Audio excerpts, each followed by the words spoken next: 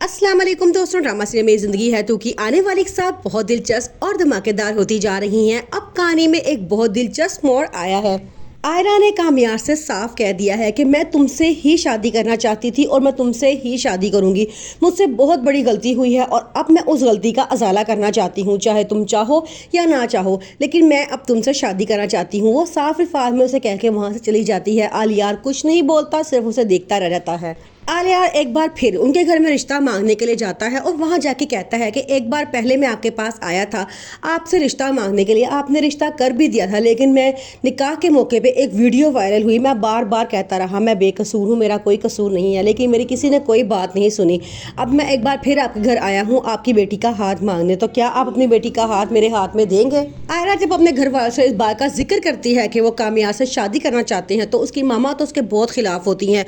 वो उसे कहती हैं कि मैं नहीं चाहती कि तुम्हारी वहाँ पे दोबारा शादी हो, एक बार बहुत तमाशा लग चुका है, अब बार बार तमाशा हम बर्दाश्त नहीं कर सकते। फिर उसके बाद आयरा जाती है अपने पापा के पास और उन्हें कहती है कि मैंने फैसला किया है मैं कामयाब से ही शादी करूंगी। उसके बाद सुनकर पापा को बड़ा गुस्सा आता है और वो उसे कहते हैं चलो तुमने एक फैसला किया है और एक फैसला मैं करूंगा जिसमें तुम शामिल नहीं होगी।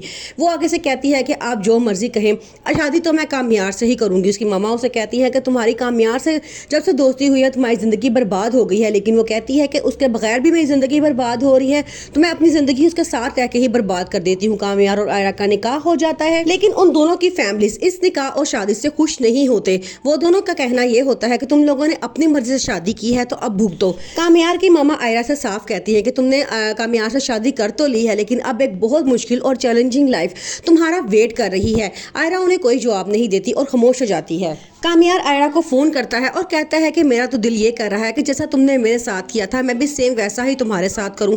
तुम मुझे छोड़ के चली गई थी, अगर आज मैं तुम्हें छोड़ के चला जाऊं तो तुम्हारे साथ कैसा क्या गुजरेगी? आयरा कोई जवाब नहीं देती और कहती है कि जो तुम्हें ठीक लगे तुम वो कर लेना।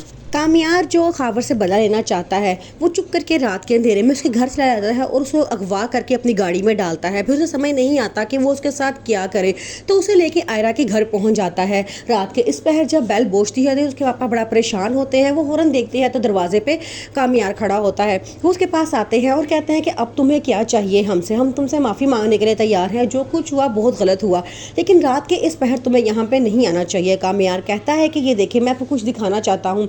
जैसे ही वो अपनी गाड़ी खोलता है तो वहाँ से खावर निकल के भाग जाता है। तो वो उसे कहते हैं कि तुम अपनी हरकतों से बाज नहीं आए हो, तुम अपनी पुरानी हरकतों पे उतर आए हो। तो कामयाब कहता है कि इसने बहुत गलत किया है मेरे साथ, मैं इसे बदला लेना चाहता था लेकिन मुझे समझ नहीं आ रहा था कि मैं इसके साथ क्या करूँ। फिर मैंने इसे गाड़ी में डाला तो रास्ते में आपका घर पड़ता था तो मैं सोचा आपसे पूछ लूँ कि इसके साथ क्या किया जाए। कामयाब खुद बहुत परेशान है, वो अपनी इस कैफियत को समझ ही नहीं सक रहा कि एक तरफ तो वो कहता है कि वो आयरा से बहुत नफरत करता है और अब उसकी शक्ल तक देखना नहीं चाहता, जबकि दूसरी तरफ हर वक्त वो सिर्फ आयरा के बारे में ही सोचता है और आयरा के बारे में ही आयरा को ही देखना चाहता है।